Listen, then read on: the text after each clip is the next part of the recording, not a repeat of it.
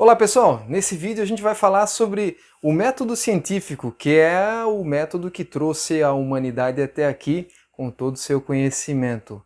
É o que faz a mágica acontecer. E falando em mágica, eu estou aqui com um baralho na mão. Eu vou tirar uma carta aqui desse baralho. Opa, uma só. E vou mostrar para vocês essa carta.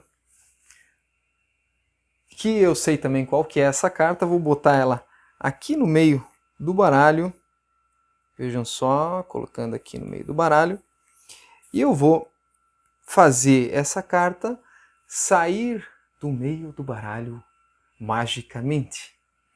Vamos dar uma olhada lá. Olha, não é essa carta aqui do canto, né? Não é essa aqui. E ela vai agora magicamente emergir do baralho. Vejam só que coisa magnífica. Essa mágica era essa carta aqui. Vou dar uma olhadinha, ver se ela subiu do baralho. É essa aí mesmo? Pois é. Agora eu vou dar uma de Mr. Envy e vou mostrar para vocês como é que essa mágica aqui aconteceu.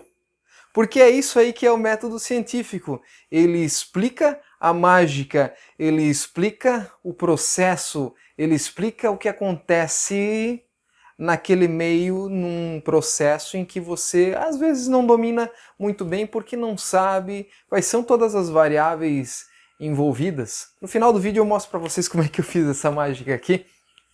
Vou deixar meu baralhozinho aqui, meu baralhozinho de mágica.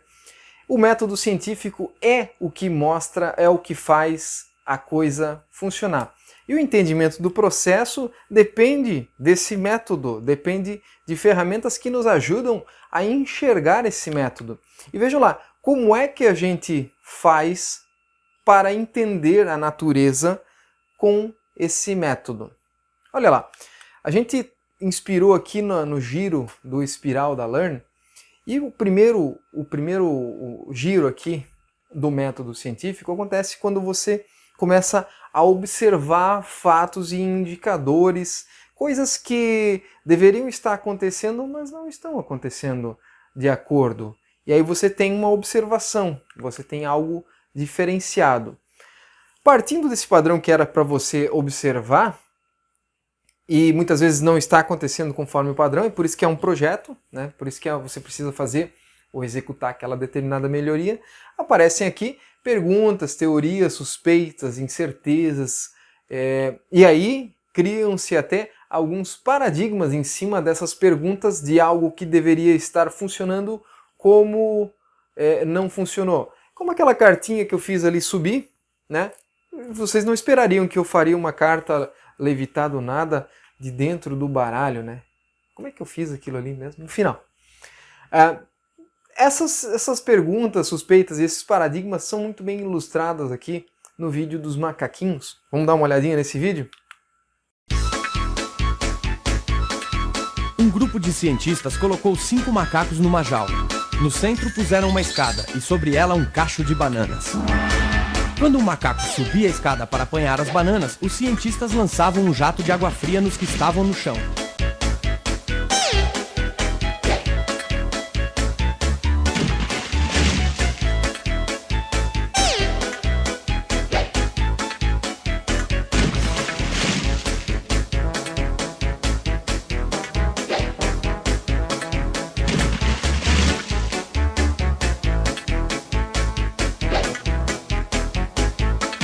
Depois de um certo tempo, quando o macaco ia subir a escada, os outros enchiam-no de pancadas.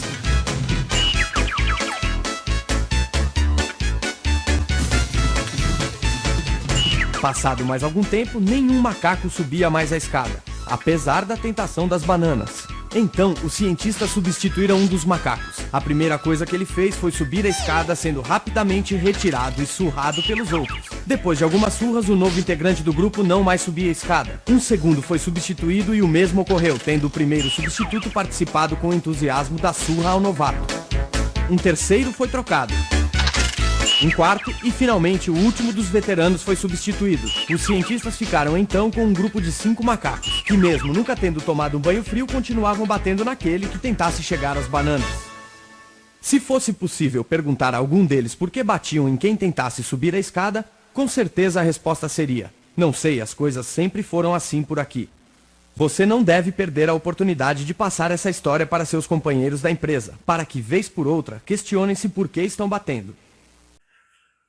Legal, é assim que se criam os paradigmas. Então, esse é a gente está começando aqui o giro do método científico. Adaptado para nós, para os nossos projetos, o momento depois da pergunta, em que você pergunta por que isso aqui não está funcionando como deveria funcionar, a gente precisa de dados, porque os dados eles traduzem o que deveria estar funcionando para como deveria estar, e os dados nos ajudam a ler melhor e entender melhor o processo. Então, só que para ter um plano de dados ou ter os dados, muitas vezes, em alguns processos, esses dados são caros, ou seja, demora um tempo para a gente conseguir aquisitar esses dados, ou são caros, são análises caras mesmo.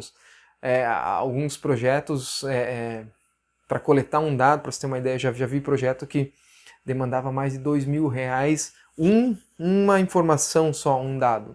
Então, para isso, a gente precisa de um plano para coletar adequadamente aquilo que a gente quer, né?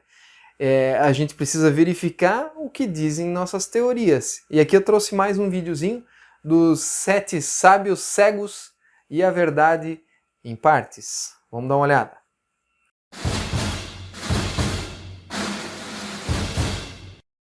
Numa cidade da Índia viviam 7 sábios cegos. Como seus conselhos eram sempre excelentes, todas as pessoas que tinham problemas os consultavam. Embora fossem amigos, havia uma certa rivalidade entre eles, que de vez em quando discutiam sobre qual seria o mais sábio. Em uma dessas discussões, um deles se irritou e foi embora. No dia seguinte, chegou à cidade um comerciante montado num elefante imenso. Os cegos jamais haviam tocado nesse animal e correram para a rua ao encontro dele. O primeiro sábio apalpou a barriga do animal e declarou: "Trata-se de um ser gigantesco e muito forte. Seus músculos parecem paredes." "Que bobagem", disse o segundo sábio. "Este animal é pontudo como uma lança, uma arma de guerra", disse outro, tocando a presa do elefante. "Ambos se enganam", disse aquele que apertava a tromba do elefante. "Este animal é idêntico a uma serpente, mas não morde, pois não possui dentes na boca. É uma cobra mansa e macia." "Vocês estão totalmente alucinados", gritou o sábio que mexia nas orelhas do elefante. "Este animal não se parece com nenhum outro. Seus movimentos são ondeantes, como se seu corpo fosse uma cortina enorme." "Vejam só, todos vocês estão completamente errados", irritou-se o sexto sábio, tocando a pequena cauda do elefante. "Este animal é como uma rocha, com uma cordinha presa no corpo. Posso até me pendurar nele." E assim ficaram horas debatendo, até que o sétimo sábio apareceu conduzido por uma criança. Ouvindo a discussão, pediu ao menino que desenhasse no chão a figura do elefante. Quando tateou os contornos do desenho, percebeu que todos os sábios estavam certos e enganados ao mesmo tempo. Agradeceu ao menino e afirmou: "Assim os homens se comportam diante da verdade. Pegam apenas uma parte, pensam que é o todo e continuam." Legal. Depois do plano de aquisição de dados, a gente vai coletar esses dados em si. Para quê? Para depois eu conseguir fazer uma comparação com aquilo que eu sabia ou não. Ou seja, eu vou, numa quinta etapa, analisar os dados e comparar com aquilo que eu suspeitava. Se as nossas teorias se confirmam, né, essa é a decisão que a gente tem que ter. Se elas confirmam, então o que eu tenho que fazer? Partir aqui para as implementações, porque realmente aquilo que eu achava, a minha teoria, ela realmente confere com a realidade e eu posso partir aqui para as implementações. Só que pode ser que as análises não confirmem a nossa teoria. Então, nesse momento, eu posso dizer que eu não conheço bem do assunto e aí eu preciso de mais uma rodada de perguntas para que eu possa melhorar o meu entendimento daquele fenômeno, daquele processo e aí sim começar a fazer ações efetivas que funcionem e que façam aquele projeto lá ir para frente e melhorar. Esse é o método científico. Eu trouxe uma tirinha aqui, uma charge, que ilustra aqui o método científico e o método criacionista, seja lá que criador que seja esse cara aqui, eu estou falando aqui de algumas pessoas que criam teorias aí à toa e criam e envolvem algumas teorias malucas que nunca existiram e nunca vão existir, né? No método científico, o cara coloca dessa forma, ó, esses são os dados. Que conclusões nós podemos extrair deles? No outro método é o seguinte, ó, essas são as conclusões. Que dados podemos descobrir para as apoiar? Isso aqui é muito usado também na política, né?